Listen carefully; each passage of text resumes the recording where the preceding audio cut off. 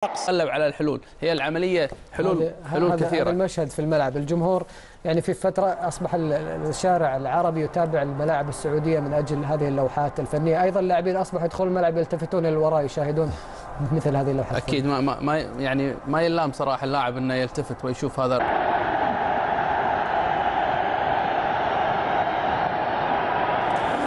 شكرا الهلال لأن يحسم التأهل بالانتصار فقط أمام سيبهان أصفهان الإيراني، والفريق اللي طبعا يتواجد في المرتبة الثانية في سلم الترتيب بعد طبعا أو في المرتبة الأولى بعد ذلك جدا في مباراة اليوم، والرسالة التي طبعا كانت بالتيفو الخاص للجماهير الهلالية في مباراة اليوم، ويرسلون طبعا الرسالة للجماهير اللي طبعا اللاعبين في أرضية الملعب، ويشيرون إلى لاعبي الهلال بعبارة اهزموهم، وربما يعني لا غير الانتصار في مباراة اليوم. كل شيء مرفوض في مباراة اليوم، التعادل مرفوض، الخسارة